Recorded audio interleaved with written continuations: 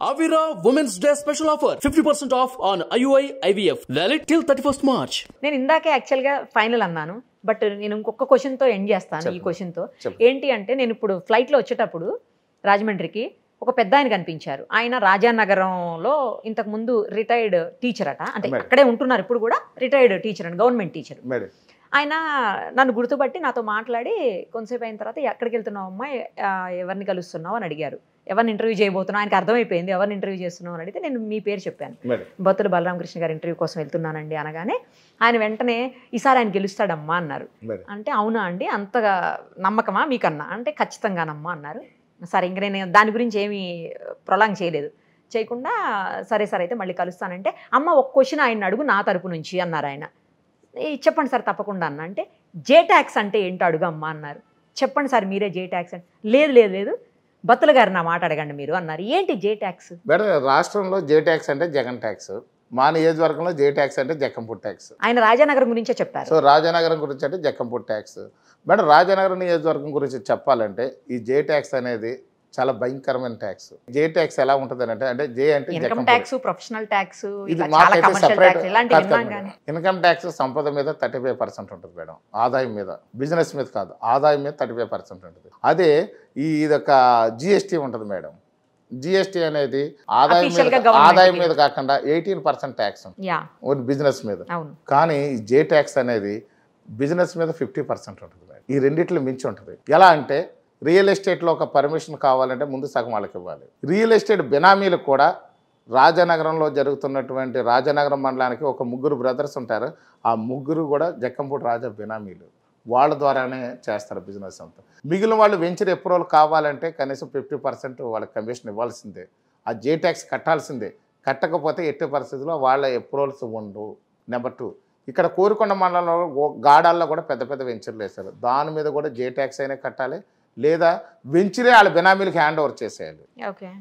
ఏ పని చేయాలన్నా సరే ఖచ్చితంగా జే ట్యాక్స్ కట్టాల్సిందే. కొండలు వాళ్ళు అమ్మేస్తే వాళ్ళ ట్యాక్స్ కడితేనే గవర్నమెంట్ మైన్స్ డిపార్ట్మెంట్ వాళ్ళకి కట్టాలి. అసలు జనరల్గా ఏదైనా ఉంటే ట్యాక్స్ వాళ్ళకి పే చేస్తే వాళ్ళ అమౌంట్ కడితే పర్మిషన్ ఇస్తారు. కాదు, ఇక్కడ జక్కంపూడి ట్యాక్స్ కడితే మైన్స్ వాళ్ళకి కూడా పే చేయకపోయినా పర్వాలేదు. కానీ ఇవన్నీ చూస్తుంటే పోలీసులు చట్టం చూస్తూ ఊరుకుంటారా? చట్టం అనేది వాళ్ళ చుట్టంగా మారిపోయింది మేడం. ఈ రోజు చట్టం వాళ్ళ చుట్టం అని అంటే, మీరు జక్కంపూడి గణేష్ చిన్నమామ గారు కోరుకొండ సిఐ, అతను వాలంటీర్లు అందరూ కూడా రీసెంట్గా మీటింగ్ పెట్టి, ఆ మీటింగ్లో సివిల్ డ్రెస్లో వెళ్ళి వాళ్ళందరికీ ఇన్స్ట్రక్షన్స్ ఏంటంటే, మీరు ఖచ్చితంగా జక్కంపూడి రాజా తరఫున మీరు పనిచేసి బత్తుల బలరామకృష్ణ ఓడించాలని చెప్తున్నాడు.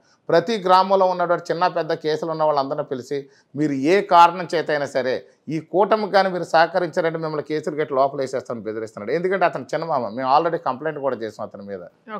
సో ఈ విధంగా అందరు చుట్టాలని కావాల్సిన వాలంటీర్స్ అసలు కంప్లీట్ గా ఎలక్షన్ కి సంబంధించిన ప్రతి వర్క్ నుంచి కూడా తప్పించేస్తూ కోర్టు ఆర్డర్స్ ఇచ్చింది. నిన్న గవర్నమెంట్ నుంచి కూడా కలెక్టర్స్ ఆర్డర్స్ వెళ్ళాయి. వాళ్ళు ఇండైరెక్ట్ గా వర్క్ చేయమని చెప్పేసి బెదిరిస్తున్నారు మేడం. నిజానికి వాలంటీర్స్ అందరూ మా వాళ్ళే, సగం మంది జనసేన వాళ్ళు, సగం మంది టీడీపీ వాళ్ళు ఉన్నారు. కానీ వాళ్ళు బెదిరిస్తున్నారు వాళ్ళని. సో బెదిరించడం వల్ల అలా ఉన్నారు డిపార్ట్మెంట్ వారు. అతను ఏం చేశారంటే, ఎలక్షన్కి కావాల్సిన అతని ఆఫీసర్లందరినీ కూడా చుట్టాలు కానీ, బాగా కావాల్సిన వాళ్ళని కానీ, ఆయన మాట పూర్తి స్థాయిలో వినేవాళ్ళు కానీ, ఆయన మాట ఒక శాసనంగా భావించే అధికారులందరినీ కూడా రాజానగరం నియోజకవర్గంలో వేసుకున్నాడు. వేసుకుని అతను కబంధాస్తాలతో ఎలక్షన్ చేయాలని చెప్పేసి చూస్తున్నాడు. పూర్వం నుంచి కూడా వాళ్ళకి ఏంటంటే ర్యాగింగ్లు చేసి, రిగ్గింగ్లు చేసి వాళ్ళు ఎలక్షన్లో గెలిచిన దాఖలాలు ఉన్నాయి. ఈసారి జన సైనికులు, టీడీపీ వాళ్ళు దాన్ని ఏ కోణంలో కూడా వాళ్ళని అనుమతించరు.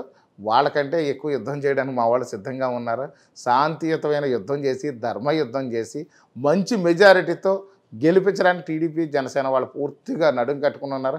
ఖచ్చితంగా 50 నుంచి 60 వేల మధ్య ఓట్ల మెజారిటీతో ఖచ్చితంగా గెలిచి మేము పవన్ కళ్యాణ్ గారికి, చంద్రబాబు నాయుడు గారికి ఈ సీట్ ఇవ్వబోతున్నాం మేడం. కానీ జగమెరిగిన సత్యం ఏంటంటే, అందరికంటే ఓటర్స్ తెలివైన వాళ్ళు.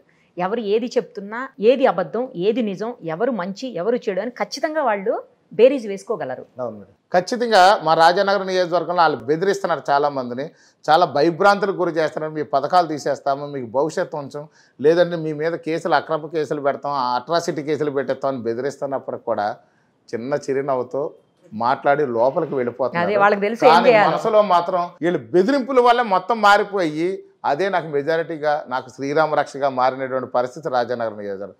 జక్కంపూడి వేధింపులు బత్తులు గెలుపు మేడం, బొడ్డు పిలుపు బలరామకృష్ణ గెలుపు మేడం. ఈ విధంగా వర్కౌట్ అవుతుంది. బాగుంది ఏదో. బొడ్డు పిలుపు బత్తుల గెలుపు. జక్కంపూడి వేధింపులు బత్తులు గెలుపు. మంచి మెజారిటీతో గెలుపుతాం మేడం. మొత్తానికి బత్తుల బలరామకృష్ణ గారి మాటలు బలంగా రాజానగరం ప్రజల్లో గుండెల్లోకి చేరతాయని ఆశిస్తూ మీకు ఆల్ ది వెరీ బెస్ట్ అండి. Thank you so much. ఇంకొకటి ఏంటంటే మీ టెంపుల్స్ ఒకసారి చూడాలన్నది, గోమాతలు నేను వీలైతే మనం ఒక 10-15 డేస్లో ఒకసారి నన్ను అక్కడ తీసుకెళ్ళాను. తప్పనిసరిగా మేడం. మీరు దాని మీద కూడా నేను ఎప్పటి నుంచో ఫస్ట్ నుంచి కూడా అనుకుంటున్నాను మేడం. మీరు చాలామంది నాగసాధువులతో మీరు చేశారు, చాలామంది పండితులతో చేశారు, చాలా ఆశ్రమాల గురించి చేశారు. అంటే మీలాంటి వాళ్ళు అడుగు పడితే కూడా అది దైవ సంకల్పంగా కూడా చాలా దేవాలయాలు అభివృద్ధి చెందుతాయి. దాని మీద భక్తజనం కూడా బాగా హర్షిస్తారు, భక్తులకి చేరువ అవుతుంది. దాని భగవంతుడికి భక్తుడికి అనుసంధానం మీరు పెంచగలిగే వాళ్ళు ఒక నిరుపమ గారే మొత్తం మీద. కాబట్టి ఆ కార్యక్రమం కూడా చేసి అది దేవుడి కోసం చేద్దాం మేడం. ఇది మానవుల కోసం చేస్తారని మేడం ఈ యుద్ధం, అది మాధవుల కోసం చేస్తున్నాను మేడం. తప్పనిసరిగా మేడం, తప్పనిసరిగా బాగుంటది మేడం, మీకు నచ్చుద్ది. ఇప్పుడు ఉన్నటువంటి దానికంటే కూడా అంటే మీరు ఆ టెంపుల్ గురించి చూస్తే మీకు ఒక మంచి విషయం అర్థమవుతుంది మేడం. అంటే అష్టాదశ శక్తి పీఠాలు ఎక్కడెక్కడ ఉన్నాయో చాలా చూసుంటారు మీరు. ఆ చూసినవన్నీ కూడా అదే నమూనాతో ఇక్కడ నిర్మించబడి ఉంటాయి. ద్వాదశ జ్యోతిర్లింగాలు 12 లింగాలు ఏ గుడికి వెళ్తే మీరు అక్కడ గుడి, అక్కడ లోపల స్వామివారి మూల విరాట్లు ఎలా ఉంటారో ఇక్కడ కూడా అలాగే ఉంటుంది. అష్టాదశ శక్తి పీఠాలు, ద్వాదశ జ్యోతిర్లింగంలో ఉంటారు, పంచభూత లింగాలు ఉంటాయి. తర్వాత అదే కాకుండా వెంకటేశ్వర స్వామి ఉంటారు, లక్ష్మీనరసింహ స్వామి, సూర్యనారాయణమూర్తి, ఆంజనేయ స్వామి, రమా సత్యనారాయణమూర్తి, కోదండరాముడు, సాయిబాబా, లక్ష్మీదేవి, సరస్వతి, గాయత్రి, ఒక గుడి ఉంటుంది.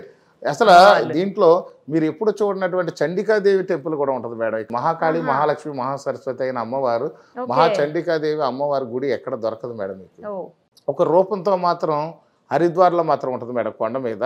కానీ ఇక్కడ పూర్తి స్వరూపంతో రూపధ్యాయన గ్రంథాన్ని మేము పరిగణలో తీసుకుని ఇక్కడ మంచి విగ్రహాన్ని ప్రతిష్ఠ చేసాం. ఇవన్నీ మీరు అక్కడ ఎక్స్ప్లెయిన్ చేయాలి ఖచ్చితంగా మేడం. దాంతో పాటు సదాశివుడు ఉంటాడు మేడం, 54 చేతులతో ఉంటాడు. అది ఎక్కడ గుడి లేదు మేడం. అది సదాశివుడు కూడా ఇక్కడ గుడిలో ఉంటాడు.